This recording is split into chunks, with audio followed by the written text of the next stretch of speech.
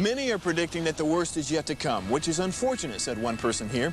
Until now, they've enjoyed the reputation of being the nation's icebox. Watched a burglar in his home this morning by webcam. As a journalist of over 25 years, stories are what make my world turn. Reporting live from the Dallas newsroom tonight, Jeff Crilley, Fox 4 News. But in 2008, I took the jump from my familiar life and started a PR firm from my home. We're talking about anyone with a camcorder like the one I'm using becomes a television network. We started slowly growing the company, and we now have over 100 clients, and we've branched into the world of live digital broadcasting. I now own 8 different TV studios and have a huge team, and the stories that I now get to share are sometimes the most important of my life. Life has a funny way of coming around full circle. This is the Jeff Crilley Show. I am a proud father of 2.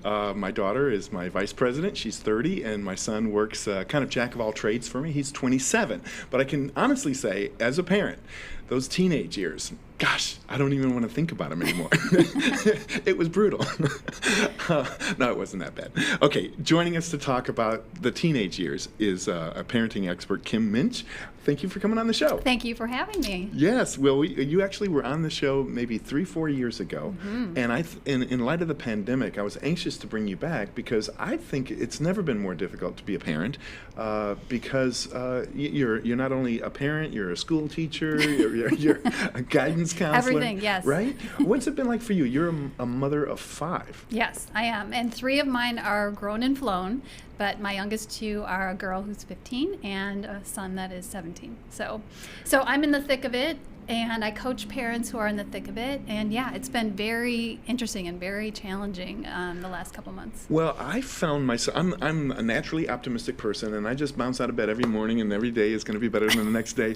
But during the height of the pandemic, when I'm quarantined at home, I found myself battling little bouts of depression. And it was just, I get energy from being around people. So that happens for teenagers too, right? Yes, absolutely. And I think that it's our job to re-engage them in the real world, especially during this time, because they tend to want to get on their electronics and, just isolate themselves, and it's kind of a perfect storm. And really, it's our role to help bring them back into the real world and show them different experiences. My son is here today to learn about public relations, and I think really we have to find ways to engage them in real life. Yes. Well, you have a beautiful family. We're going to put some pictures up off of your Facebook page, and everything from that's the all-American family, and you've got some yeah.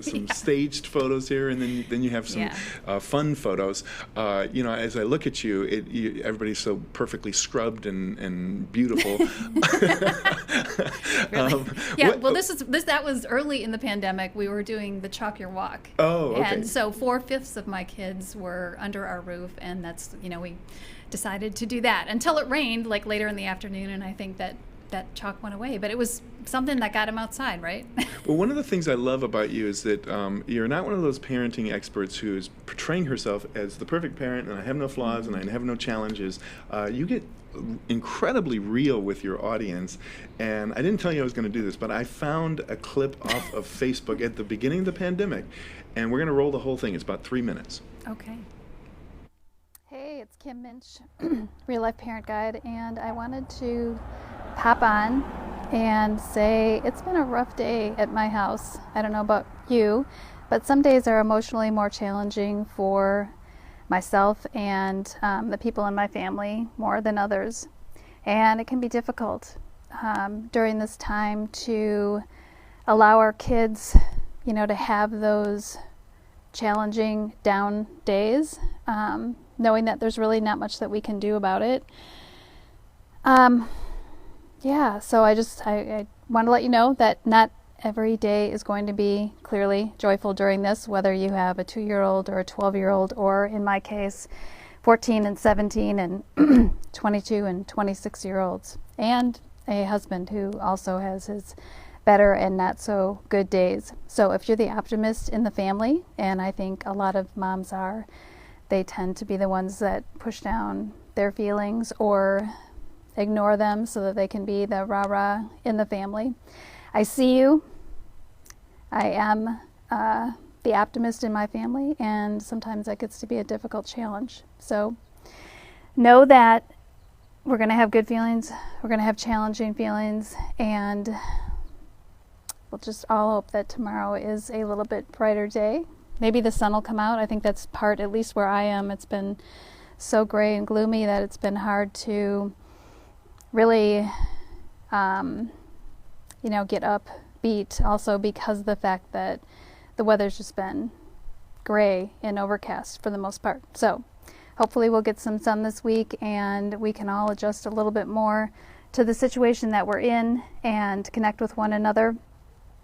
I kind of, just for example, this evening wanted my daughter to take a walk with me, and she was not interested and not willing, and I just kind of let it go at that, letting her know that I'm here to support her and that that I love her, and I hope that again tomorrow she'll wake up in a little bit brighter mood. But it's certainly understandable. These kids and ourselves have just really had to adjust so quickly to things, but this is an opportunity more now than ever to understand that all we have is the present moment, and all we have is today, and a lot of all we have is the connection to ourselves and in our families. So have a good night. I hope that this coming week is a good week for you, that you stay healthy, your family stays healthy, and you stay encouraged. Okay? Take care. Wow, I love that. Talk about being real. It was a very difficult day for my daughter and my husband, and I think we have those days, and sometimes as moms we just hold space for whatever feelings people are having. We can't rush our kids through them, we can't ignore them, but as a mom, this is why I love helping moms to find their own inner voice and strength and their intuition, because that radiates out of them to their family. Well, I admire you for being so raw and honest, and when you were having that those feelings, to grab a camera and document it for your audience. I think people really love the truth. Yeah. And I think it's a truth for a lot of families right now, and so I was just speaking the truth. Well, it also occurred to me, because I was watching you watch the videotape, it was kind of emotional to even relive that, wasn't it? It was. That was a tough day. It was a bad day, yeah. Yeah.